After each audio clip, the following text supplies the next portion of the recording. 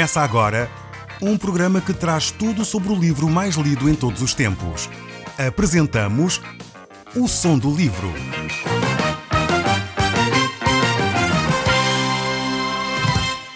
Seja muito bem-vindo. Neste podcast vai encontrar o livro mais conhecido e lido em todo o mundo. Vamos levá-lo numa viagem pela história da humanidade. Este é um audiolivro para si, para a sua família e sociedade em geral.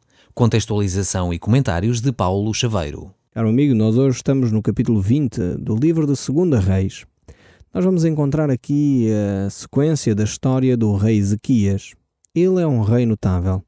Não houve realmente na nação de Judá nenhum rei semelhante a ele. Ele é realmente só comparável com o rei Davi, como diz o texto bíblico. Ele fez o que era reto perante o Senhor. Mas aqui no capítulo 20 nós vamos encontrá-lo doente. Vamos encontrá-lo com uma enfermidade. Nós vamos encontrar nestes registros aqui uma situação bastante complicada para este rei Ezequias.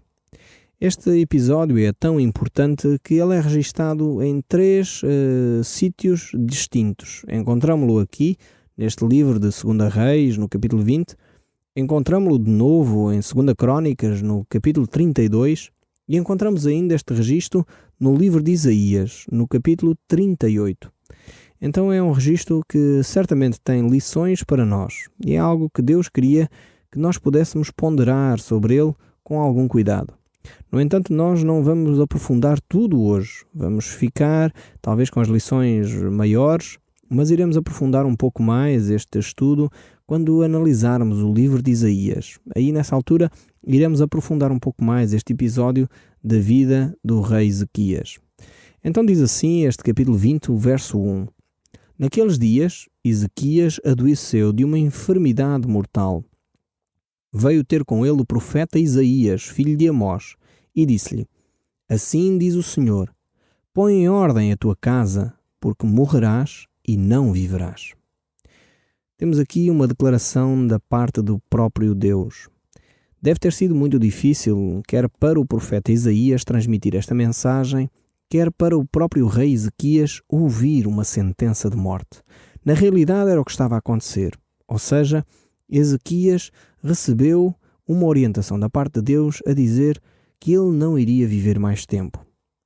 É certamente doloroso quando uma mensagem desta chega. Mas esta mensagem traz também orientação para Ezequias. Ele deveria colocar a sua casa em ordem. Deveria, no fundo, fechar, digamos assim, os negócios. Deveria fechar as contas, pois iria ter um encontro com Deus. De alguma forma, nós deveríamos viver a nossa vida nesta perspectiva. Alguém disse um dia que a nossa vida deveria ser vivida de 2 formas, ou com 2 perspectivas sempre presentes. Como se fôssemos ter um encontro iminente com Deus, a qualquer minuto, mas ao mesmo tempo como se tivéssemos mais 100 anos de vida. E deveríamos ter esta dupla perspectiva constantemente presente na nossa mente. Pois se nós só tivermos a perspectiva de que vamos morrer já, então podemos ser desleixados, podemos deixar as coisas por fazer, não fazer planos, não fazer projetos.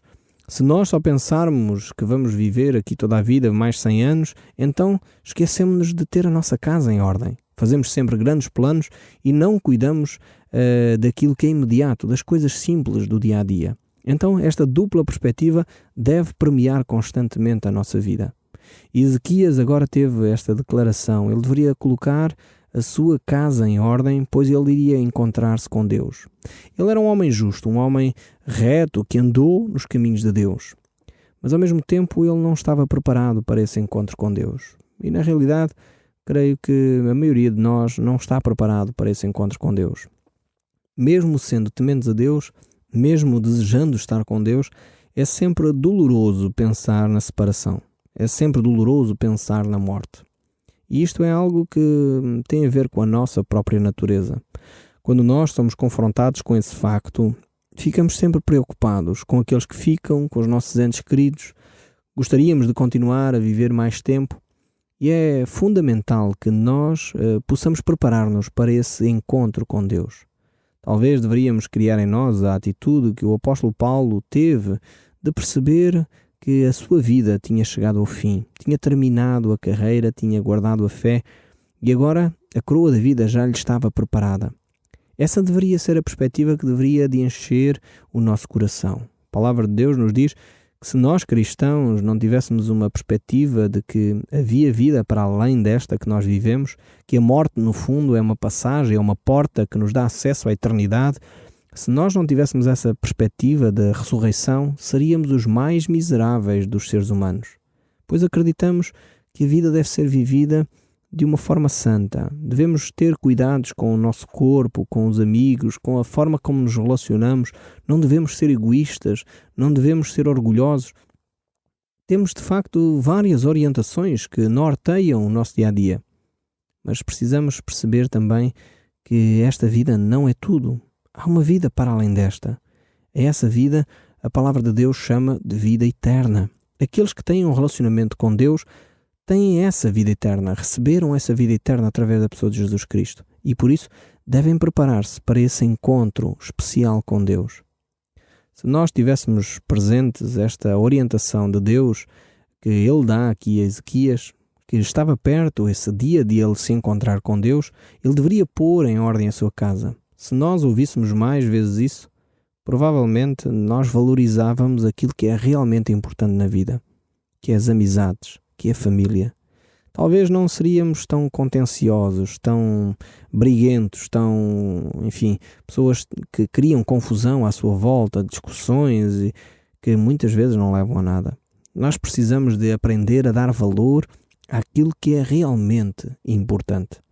E Ezequias, diante de uma declaração destas, certamente começou a ponderar seriamente sobre a sua própria vida. Então vejam o que é que o texto bíblico diz aqui no verso 2. Então Ezequias virou o rosto para a parede e orou ao Senhor dizendo: Lembra-te, Senhor, peço-te, de que andei diante de ti com fidelidade, com inteireza de coração e fiz o que era reto aos teus olhos. E chorou muitíssimo. Aqui vemos que realmente este era um grande servo de Deus, mas ele iria morrer.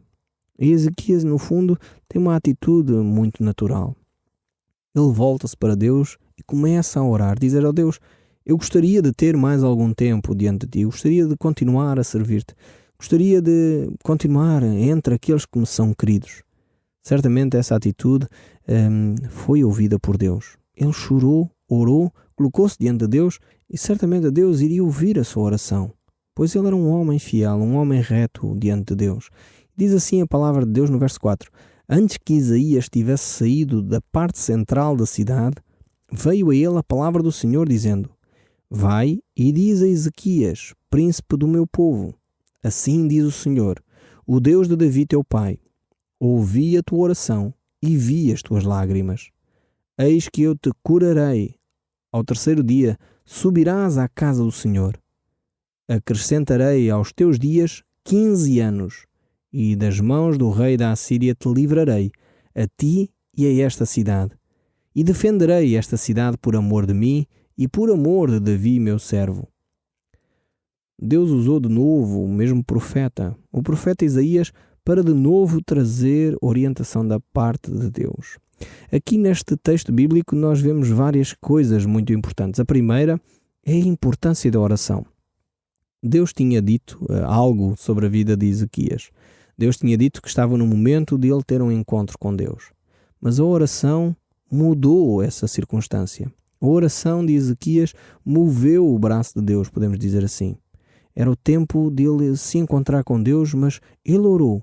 Ele mostrou a sinceridade do seu coração e as lágrimas têm este sentido, têm o sentido de sinceridade, de estar com inteireza de coração envolvido naquele assunto de oração. Muitas vezes há pessoas que oram e nunca se comovem na presença de Deus. São pessoas que nunca choraram, talvez, o seu pecado, nunca choraram a desgraça de outros. E muitas vezes nós oramos sem que estejamos a sentir aquilo que dizemos a Deus. Ezequias aqui estava na presença de Deus e estava profundamente comovido com aquilo que estava a acontecer na sua vida, ao ponto de ele não só orar, mas começar a chorar. Tal era a intensidade da oração que ele estava a fazer. Jesus Cristo, quando esteve no nosso meio, e um dos textos talvez menos refletidos, talvez menos ponderados, é aquele que diz que Jesus, ao olhar para a cidade de Jerusalém, Jesus chorou. É verdade que é um dos versos mais pequenos da Bíblia, mas acima de tudo é talvez um dos versos mais profundos que a Bíblia tem. Mostra como é o coração de Deus. Mostra como Deus olha para nós. E muitas vezes quando nós andamos a fazer a nossa vida, não ligamos às orientações de Deus, Deus chora. Deus chora quando vê a desgraça das multidões, quando vê inocentes sofrerem nas mãos daqueles que são pecadores, quando vê pessoas conscientes a agirem de uma forma má contra alguém. O coração de Deus chora. Quando vê famílias em luto, o coração de Deus se silencia e sofre com essas pessoas. Deus é um Deus que está ao lado daqueles que estão abatidos. Deus é um Deus que acompanha aqueles que estão no sofrimento. E nós vemos aqui que Deus não fica indiferente às lágrimas de Ezequias, não. Ele orou e chorou e Deus respondeu à sua oração. Deus age em nosso favor. Deus olha para a nossa oração. Deus olha para a sinceridade do nosso coração.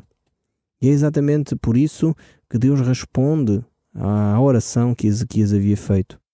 Outro aspecto muito importante aqui, neste texto bíblico, é que encontramos que Deus vai dar resposta à oração de Ezequias por causa do amor ao seu próprio nome e por causa do amor a Davi, seu servo. Este é outro aspecto muito interessante. Deus responde a Ezequias porque ele tem um relacionamento com Davi. Ainda está relacionado com esta situação de Davi. Davi realmente foi um homem que marcou a história da nação de Israel. E Deus havia prometido a Davi a continuidade do seu reino. Essa promessa cumpriu-se integralmente na pessoa de Jesus Cristo. Quando o anjo anunciou a Maria, ele disse: "Eis que conceberás e darás à luz um filho, a quem chamarás pelo nome de Jesus. Este será grande e será chamado Filho do Altíssimo. Deus, o Senhor, lhe dará o trono de Davi, seu pai. Ele reinará para sempre sobre a casa de Jacó e o seu reino não terá fim." Vemos aqui que em Jesus Cristo há o cumprimento integral desta promessa de Deus a Davi. Então Deus age para com Ezequias por amor do seu nome e por amor de Davi, seu servo. Vemos também que esta oração de Ezequias é respondida de imediato. Vemos que ele está a orar, ainda Isaías vai no centro da praça e Deus já está a responder a Isaías dizendo: "Ok, eu vou dar mais 15 anos de vida a Ezequias." E depois encontramos então o texto de 2 Reis 20, no verso 7. Disse mais Isaías: "Tomai uma pasta de figos." Tomaram-na e a puseram sobre a úlcera e ele recuperou a saúde. Este texto aqui é, mais uma vez, muito interessante. Deus está a responder à oração de Ezequias. Deus honrou esta oração feita com sinceridade. E esta oração foi respondida de tal forma que Deus disse: "Eu vou dar mais 15 anos de vida a Ezequias." Mas ao mesmo tempo Deus diz, através do seu servo Isaías, para eles colocarem esta pasta de figos sobre a ferida. O que é que isto quer dizer? Qual é o significado deste texto? Eu creio que ele está a falar acerca da nossa atitude, referente à ação de Deus na nossa vida. O milagre que Deus ia fazer era realmente curar e restabelecer este homem e levantá-lo daquele leito de morte em que ele se encontrava. No entanto, era necessário que eles agissem também. Naquela época, a pasta de figos, assim como o azeite, eram considerados medicamentos também. Tinham um sentido espiritual, é verdade, mas ao mesmo tempo tinham um sentido bem prático na medicina caseira, na medicina do dia a dia. Não havia medicamentos como nós temos hoje, mas a pasta de figo, o azeite e outros artefactos como o vinho e outros eram utilizados para a cura das pessoas. E o que eu creio que Deus está aqui a dizer é que nós devemos esperar, depositar a nossa fé em Deus, mas ao mesmo tempo viver as coisas que são necessárias serem feitas na prática e obedecer a essas mesmas orientações. Ou seja, podemos orar para que o milagre aconteça na cura de uma enfermidade que nós temos, mas ao mesmo tempo aplicar a medicação que é necessária para o nosso restabelecimento. Quem operou o milagre foi Deus, sem dúvida alguma, mas Deus disse para que aquela pasta de figo fosse então aplicada nas feridas também. Isto tinha o sentido de que é necessário esperar em Deus, mas ao mesmo tempo agir. É necessário confiar integralmente em Deus, mas ao mesmo tempo receber a medicação necessária para o restabelecimento da saúde. E uma coisa não contraria a outra.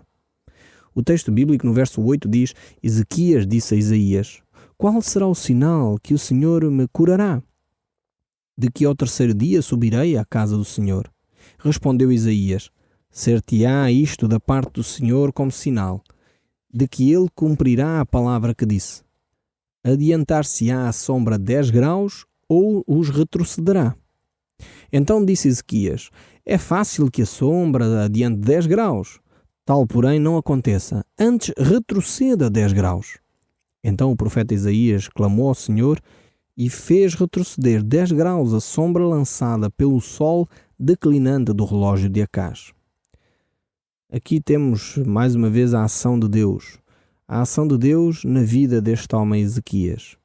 Ele deveria cuidar da sua ferida, Deus iria estabelecer a sua saúde, Deus iria levantá-lo daquele leito, iria dar 15 anos mais, e ele pede um sinal, de facto, para confirmar de que era Deus que estava a falar, não o profeta, e Deus responde. E algo bastante inédito, algo realmente miraculoso, algo diferente daquilo que é habitual. É que a sombra no relógio não pode andar para trás e para a frente. É de facto algo estranho para nós.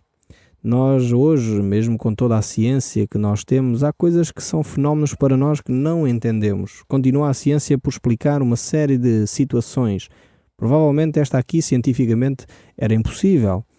Mas sabemos que este Deus que cura, que restabelece, que ressuscita mortos, é o Deus criador de todas as coisas. Para Ele não há coisas demasiado surpreendentes para realizar. Ele é o Deus Todo-Poderoso. É verdade que para nós faz uma grande confusão como é que a Terra poderia, parar a sua rotação, pois ela continua a rodar em torno do Sol. Seria algo bastante catastrófico em termos planetários. Mas o facto é que Deus agiu desta forma para provar ao seu servo de que ele falava a verdade, de que ele é um Deus de confiança. Muitas vezes as situações que nós vivemos não entendemos. As leis da natureza não se ajustam àquilo que Deus está a fazer. Mas Deus é o Deus que opera no sobrenatural. Opera de uma forma que nós muitas vezes não esperamos. Por outro lado, é o mesmo Deus que opera através do natural. Opera através de coisas simples e práticas, como aplicar uma pasta de figos sobre a ferida. Então não esqueçamos estas lições que Deus nos está a querer ensinar. Não fiquemos simplesmente com ideias erradas acerca de quem Deus é e da forma como Deus trabalha. Ele faz como bem entende. Mas continuemos a ver o texto bíblico no verso 12 e diz: Nesse tempo, Merodach-Baladã, filho de Baladã, rei da Babilônia, enviou cartas e um presente a Ezequias, porque soube que estivera doente. Ezequias se agradou do mensageiro e lhe mostrou toda a casa do seu tesouro, a prata, o ouro, as especiarias, os óleos finos e o seu arsenal, e tudo quanto se achava nos seus tesouros. Nenhuma coisa houve nem a sua casa, nem em todo o seu domínio, que Ezequias não lhe mostrasse. Vemos aqui uma atitude um pouco descuidada deste rei. Ele acaba de ser curado por Deus. Certamente estava muito entusiasmado com esta situação. Mas ao mesmo tempo, isto revela um pouco de descuido, mas também de orgulho. Deus agiu através de Ezequias e agora ele quer mostrar o seu poderio. Quer mostrar quão grande ele é a estes mensageiros que vieram da Babilônia. E isto foi um erro grave que ele cometeu. E vamos continuar a ver o verso 14. Então Isaías, o profeta, veio ao rei Ezequias e lhe disse: Que foi que aqueles homens disseram e de onde vieram a ti? Respondeu Ezequias: De uma terra longínqua vieram da Babilônia. Perguntou Isaías: Que viram em tua casa? Respondeu Ezequias: Viram tudo o que há na minha casa, coisa nenhuma há nos meus tesouros que eu não lhes tivesse mostrado. Então disse Isaías a Ezequias: Ouve a palavra do Senhor. Eis que virão dias em que tudo quanto houver em tua casa, com o que entesouraram os teus pais até ao dia de hoje, será levado para a Babilônia. Não ficará coisa alguma, diz o Senhor. Dos teus próprios filhos que tu gerares, tomarão para que sejam eunucos no palácio do rei da Babilônia. Então disse Ezequias a Isaías: boa é a palavra do Senhor que disseste, pois pensava, haverá paz e segurança em meus dias. Mais uma vez vemos que Ezequias é um rei bastante egoísta. Ele pensa mais em si do que nos seus próprios filhos. Não toma este cuidado de pensar como ficarão as gerações futuras, como é que os meus atos influenciam a vida dos outros. E, infelizmente, este foi uma página um pouco triste na vida deste rei, que foi um rei justo, um rei que procurou servir a Deus. E termina o texto dizendo: quanto aos mais atos de Ezequias, todo o seu poder, e como fez o açude e o aqueduto que trouxe água para dentro da cidade, porventura não está escrito no livro da história dos reis de Judá? Descansou Ezequias com seus pais, e Manassés, seu filho, reinou em seu lugar. É verdade que Ezequias foi um homem que serviu a Deus. É verdade que foi ele que, de alguma forma, trouxe de novo uma certa paz e segurança à nação de Israel. Mas ele não se preocupou o suficiente para que a geração futura pudesse continuar o trabalho que ele iniciou. Devemos nós ter o cuidado para que os nossos filhos, aqueles que nós educamos, possam seguir os caminhos de Deus, possam permanecer debaixo da boa mão de Deus. O Som do Livro, uma produção da Rádio Transmundial de Portugal.